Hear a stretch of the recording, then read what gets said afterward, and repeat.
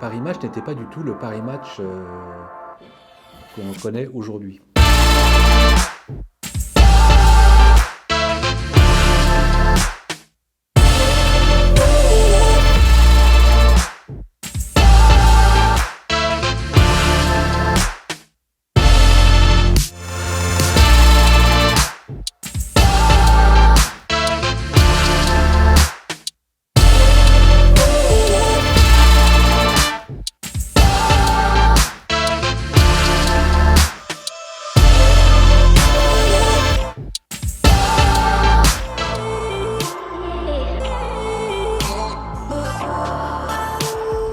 Paris Match s'appelait Match.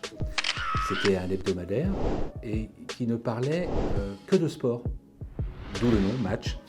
Et puis là, nous sommes dans les années 30 et Jean Prouvost, qui avait fondé ce magazine, voyant si vous voulez, le ciel s'assombrir sous la montée du nazisme et ce qui se passait en Allemagne, a décidé de transformer son journal.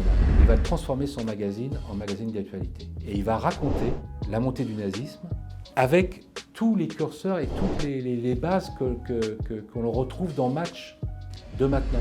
C'est-à-dire la double page, l'effet photo, les séquences, c'est-à-dire la petite histoire de la photo ou une photo qui va se marier l'une à l'autre sur 7-8 photos.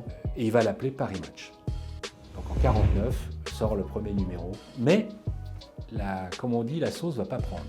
Et puis, un jour, il y a un homme qui arrive à la rédaction de Paris Match. Cet homme s'appelle Maurice Herzog. Et il propose, je vais partir dans l'Himalaya pour être le premier homme au monde à vaincre un 8000 mètres, l'Annapurna.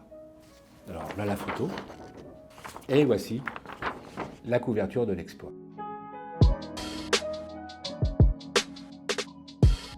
Et c'est ce numéro, cette aventure, qui va lancer Match. C'est pas tellement le fait qu'il ait gravi la montagne, c'est tout ce qui s'est passé après. Le lecteur de Match va être passionné par cette aventure.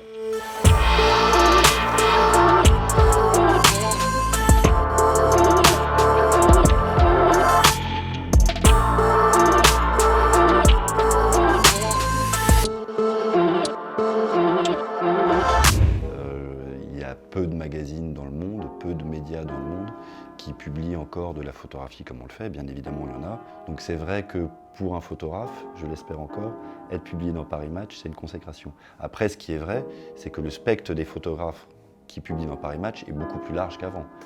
Aujourd'hui, n'importe qui peut publier dans Paris Match. On va d'un touriste dans la rue à Sebastião Salgado.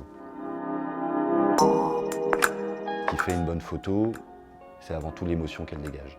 Et l'émotion qu'elle dégage, elle vient de l'événement qui est photographié et la manière dont elle a été prise par cet événement. Et il faut que ce soit nous, éditeurs photo ou le lecteur, on puisse s'arrêter sur la photo et dire « il se passe quelque chose ». Parfois c'est inexplicable, parfois on peut le définir très facilement en disant « c'est une photo qui existe nulle part ailleurs et qui nous apporte une information forte ».